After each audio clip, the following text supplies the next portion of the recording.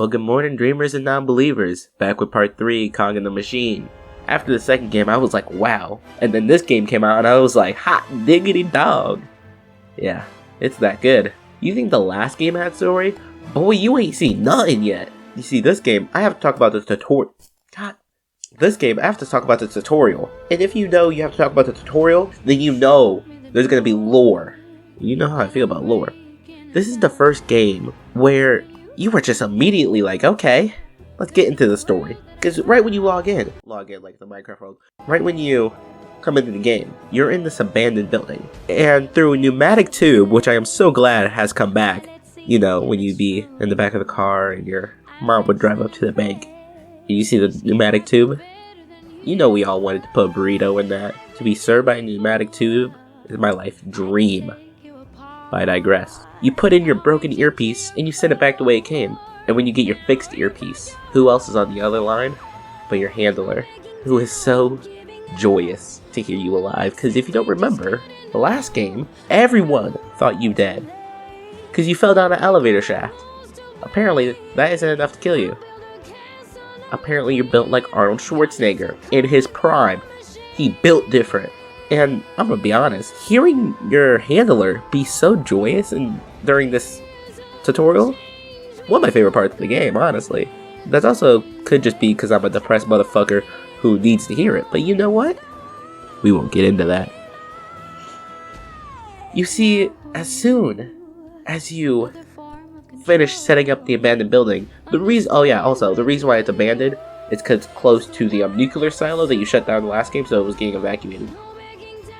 But after you do that, he lets you know he has the perfect mission for the great Agent Phoenix.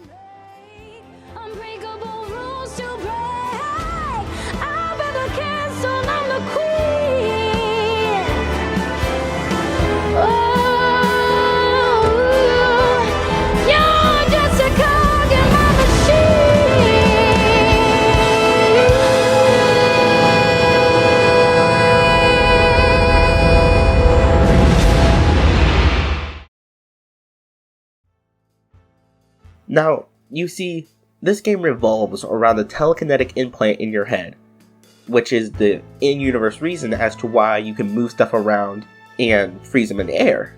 You start this off by giving a little house visit to Dr. Prism. We learn through this level that Dr. Prism is the one who gave all the agents their TK implants, which is what they call their telekinetic implants, because you know, they got that slang on them. She is currently missing, and you are sent to her home to retrieve and protect the Kinesium research. Kinesium is an ore used to give the agents their TK implant. Wait. Kinesium? Telekinesis. Kinesium. Telekinesis. The naming is spectacular. Once arriving at her house, her robot butler activates and offers you some drinks. Man, this robot really knows how to treat an alcoholic. I'm telling you, he's a W man. Ow, that hurt. After opening the computer, it hits you with a poison gas. And that's when you learn the robot was in on it all along. So like any other evildoer, he leaves the room to let the poison do its magic, if you will. I'm gonna clear out so it doesn't clog up my vents. So you quickly make an antidote and finally get access to Dr. Prism's collection of furry Dr. Prism's research on Kinesium. But just then, Robot comes back and he is so shocked that you are still alive. Oh my god, what does he do? He calls Dr. Prism. Yep, plot twist. Dr. Prism isn't missing. She defected to Dr. Zora's side.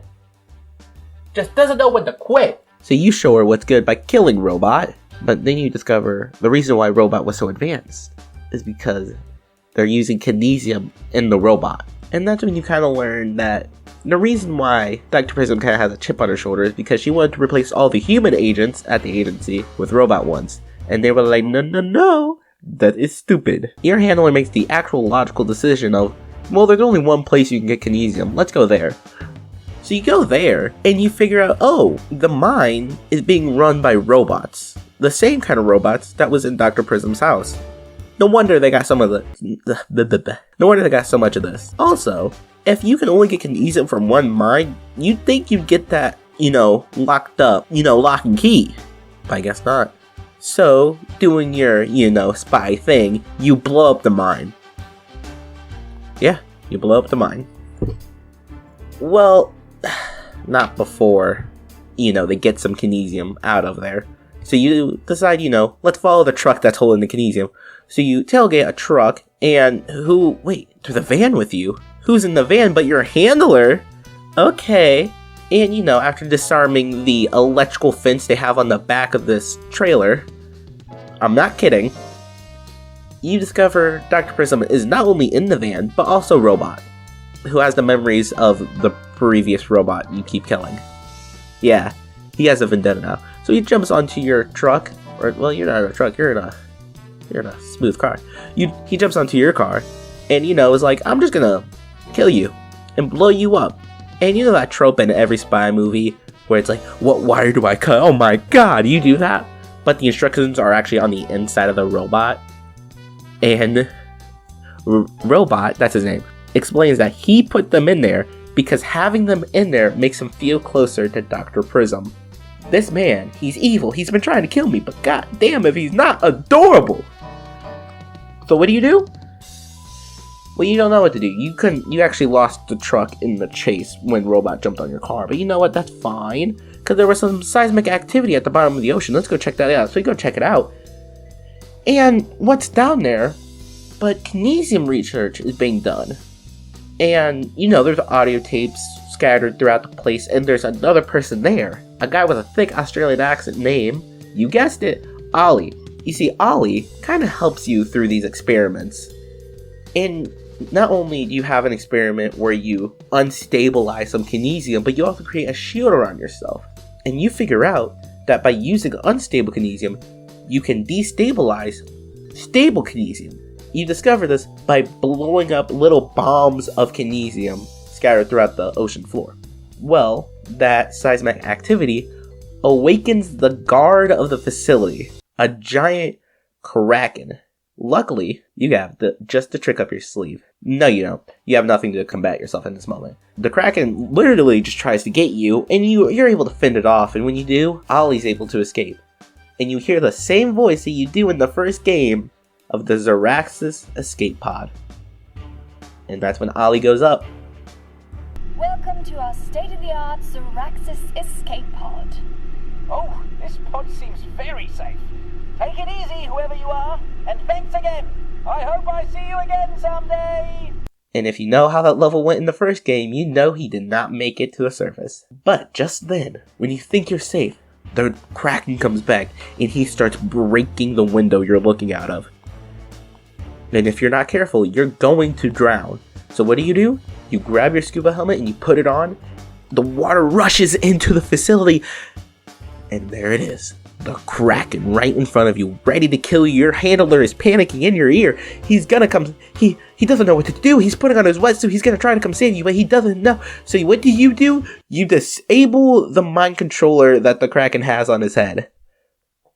That's honestly an amazing way to end it. I love that. Well, you finally track down where the kinesium went after this level, and it was to some mountains, some snowy mountains. So you make your way up there and you take a gondola up to the factory. Yeah, gondola. Also, gondola is just a funny word. See, gondola. You say it. Gondoling on these nuts.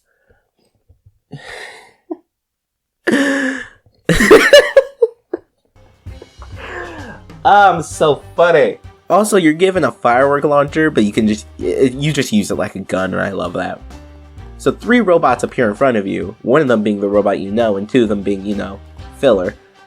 And destroy all 3 of them using your firework launcher. Also, that shield in the last level that protected the facility from the unstable kinesium, well, your agency gave it to you in a little package portable form.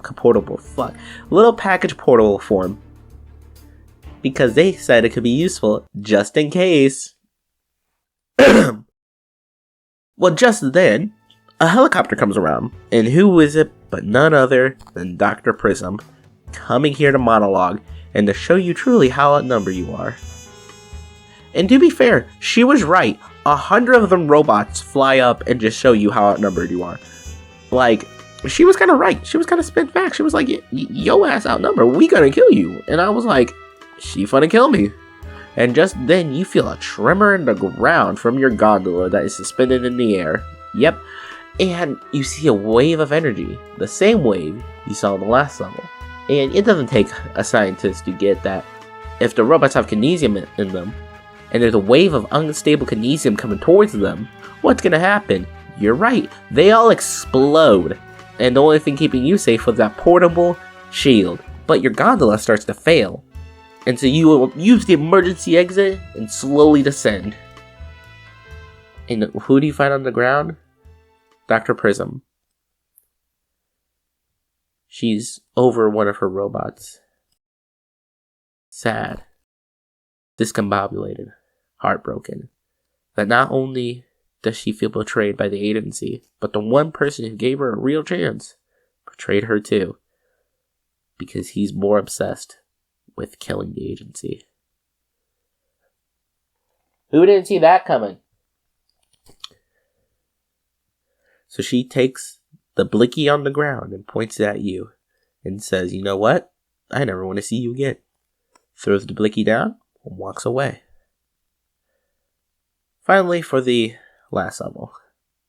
Operation Kaboom. You try to hide in this level as a maintenance man. Your handler even noticed saying you should, keep your cover for as long as possible. Not 5 seconds before Dr. Zora all up in your ear like, hey yo, I know you here, but you too little too late, bruh. But that doesn't matter. Dr. Prism shows up also to destroy, Master Plan. You see, this level takes place in a volcano, because we learned that not only does kinesium unstabilize through extreme heat, but because the volcanoes are fucking awesome.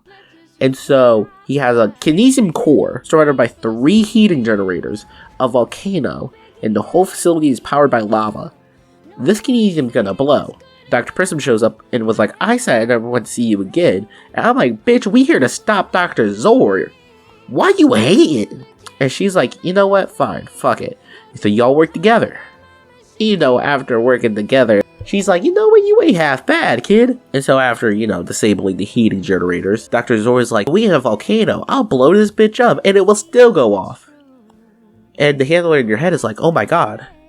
We're evacuating all the agents we can, but if that goes off, I don't know how much we can actually do. And so, Dr. Prism almost falls into the lava. And you, using your quick responsive time, or also known as reflexes, save her. And she's like, oh my god, you saved me. If you were one of my robots, they would have let me die to complete the mission. And when she said that, a part of me was like, I should have just let you die. How do you find a programmed robots to work for an agency to protect peace that don't prioritize the safety of citizens? Or of anyone? Bitch, no wonder the agency didn't let you use these robots. They were flawed. You are flawed. And she's like, oh my god, you're the best creation I ever had. I'm like, how you finna take credit for me? Only person willing to take credit for me is my mama. But I digress. You come up with a plan of, let's turn the heating generators into shield generators using the shield that we had. In this way, instead of trying to protect something from the blast, we contain the blast.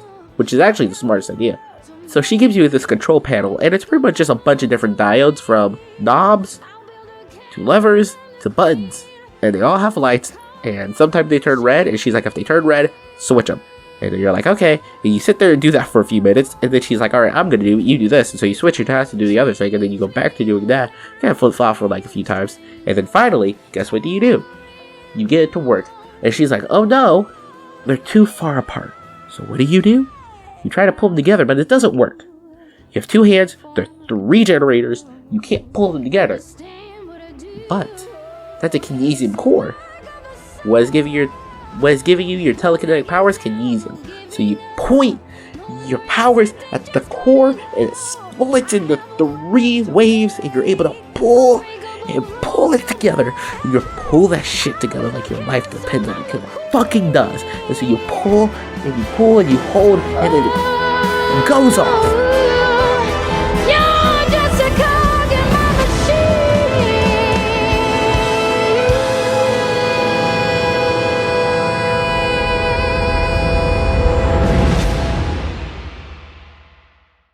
and you contain the explosion.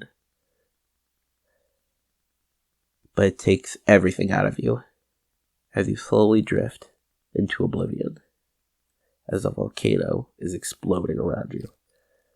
But then you wake up on the shore next to a volcano. You see the volcano in the distance exploding. And Dr. Prism tells you she, while sorry, cannot stick around, for the agency is also looking for her, which is fair. So you sit on the beach and you watch as the explosion fills the air. But that doesn't matter. Because what does matter is the best level of this game. And you thought I forgot? Well, I never forget. Nah, this ain't a summary video. This is an opinionated video. This is my opinion, which is objectively correct, and anyone that speaks differently should go and... Sorry. Got a little heated. Now, in the previous ones, I kind of gave a few examples before just telling you the winner. So, it's between Kaboom and House Call. And that's a really tough decision to make. I'm gonna give it to House Call.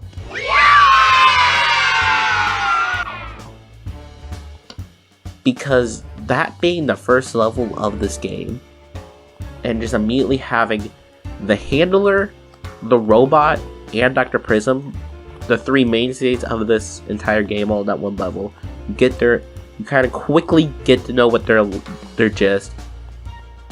You kind of just grow to love them from that level, and then use every other level to step off from there. Which is what a good first level should be. This trilogy of videos, so much fun to record, and I did it to prove to myself I could do this. And by proving to myself I can do this if I put my time into it, really helped me through this past month. After going through this entire trilogy, I honestly did expect you to die. Now, wait, hold on, don't go anywhere. I need to talk for a minute. Listen, the last time I posted on this channel was nearly 8 months ago. It's been a long time. It's been a long time, okay? And there's just reasons for that.